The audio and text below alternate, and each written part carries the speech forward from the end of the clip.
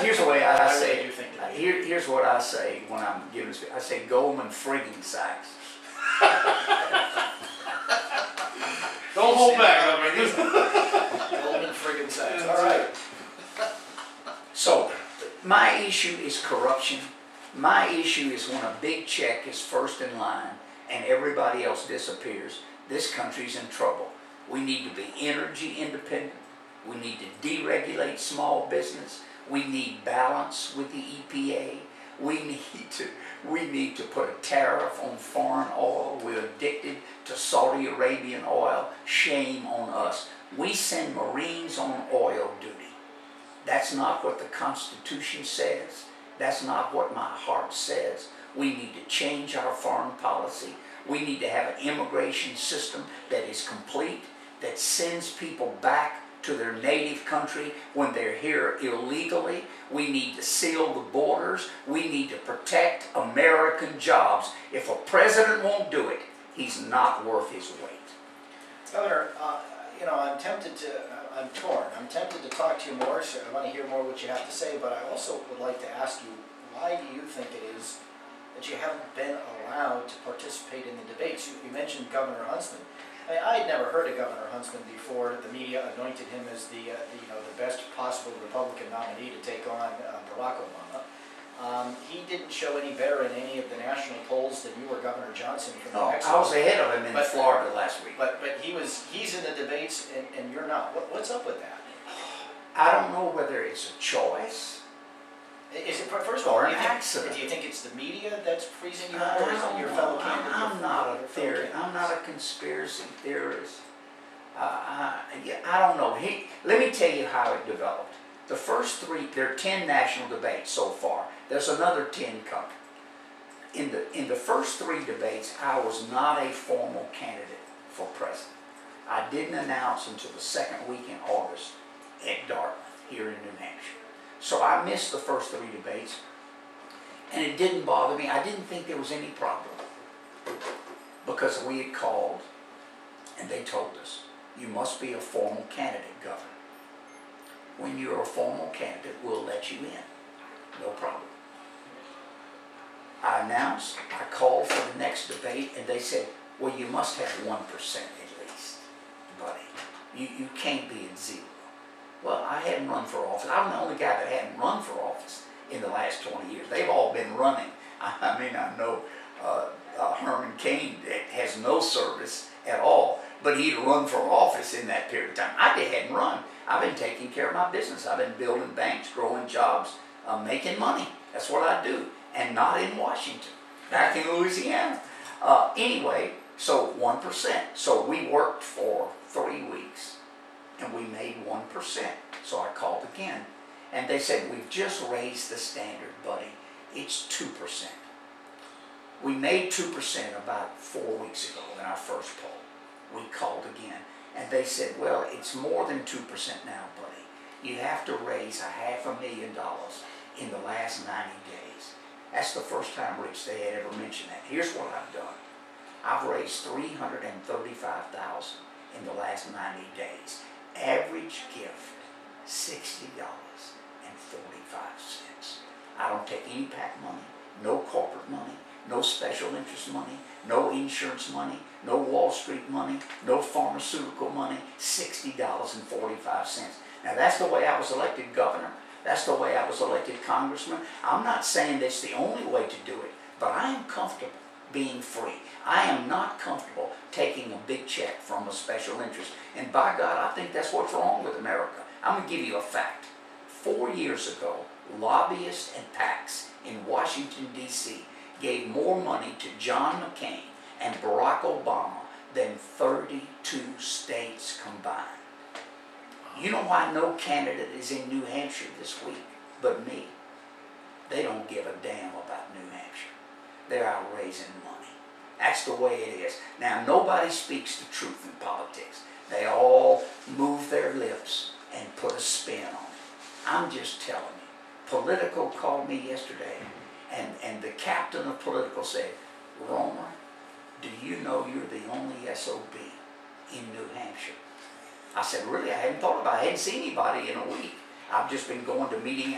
I do about 11 speeches a day. Oh, God. And I said, I hadn't thought about it. And I said, where are they? He said, they're out raising money. Money is the issue, and I know money's important, Rich, but there are other issues. I think retail politics is dead. I think the national debates are the key now, and I feel either by hook or crook, they have shut me out. They don't want to hear this message.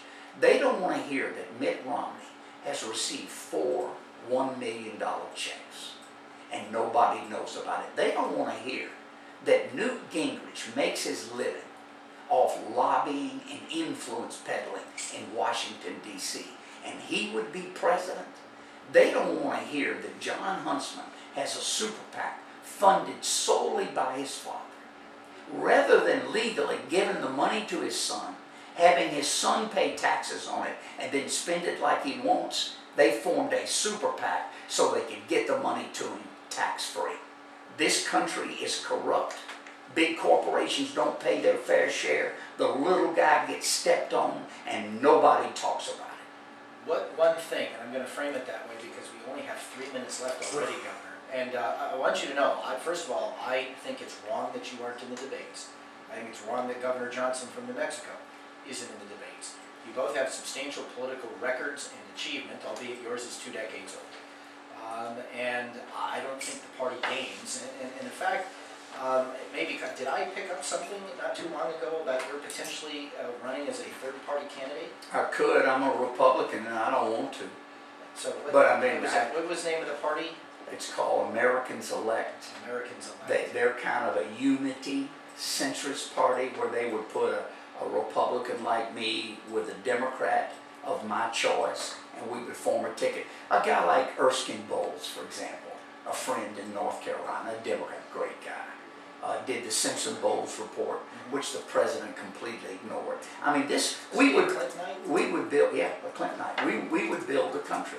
I know Bill. He and I were governors together, Arkansas, Louisiana.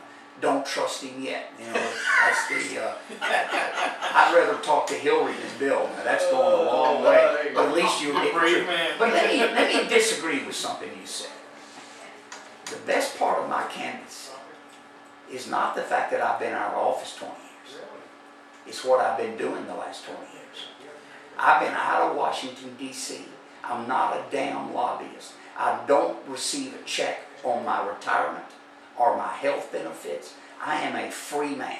And for 20 years, I've been building a company unlike any of the other candidates. A bigger company, a more profitable company, and one less rooted to government. I just wanted to remind you, that's my strongest point. I have experience, but I have practical experience in the business world. Put them together, and I'm no Herman Cain. Put them together, and I'm no governor of New Mexico. I'm a guy on the pointed edge of financial reform, and you're not going to get a healthy country unless you do that. I agree with you, and my point was, even though your political experience was 2 decades old, I personally still think it qualified you on its merits to participate in the debate. Well, you know, I can't talk about myself. I'm uncomfortable saying I should be in the debate, but my ideas should be in the debate. There's not been one question on campaign reform. Not one question. Not one question on where did you get your money, Mitt Romney? You know who you work for. It's who signs your paycheck. Who signs his paycheck? Where does he get his money from? It's never been asked. We are asking. You're right, Governor, and let me do my part here in New Hampshire to help. I will get together with your scheduler. I think that you have a voice that needs to be heard from. I've extended this offer also to Governor Johnson, but I think my listeners want to hear more. I think they should hear more. I'd like to have you in for an extended interview because what we've done in this half hour is done a great job of identifying a lot of the issues that are bothering people, but unfortunately we didn't get to your solutions. Yeah. And I know you've got to be in North Conway, and we have some folks coming in for our final segment, so let's get together again soon. Healthcare reform, put nurses, doctors, and patients in the room, not lawyers and insurance companies. That's solution number 1. Amen. All right, and on that note, Governor, how can people learn more about your campaign and your candidacy? It's BuddyRoemer.com, and Roemer is spelled R-O-E-M-E-R. BuddyRoemer.com. BuddyRoemer.com. Governor Buddy Roemer, thank you for joining And us. I know you want to give me more than $100, but you can't. Well, you know what? We can go to the family and friends that will give you what spread the wealth. Isn't that what they do anyway? They just put the money in somebody else's name.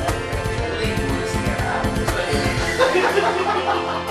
I've fought it all my life. Oh, Governor Buddy Roemer, candidate for the GOP nomination for the presidency. Buddy Roemer, ROEMER.com for more information. We will have him back. David, is there anything to report on the roadways? Yes or no?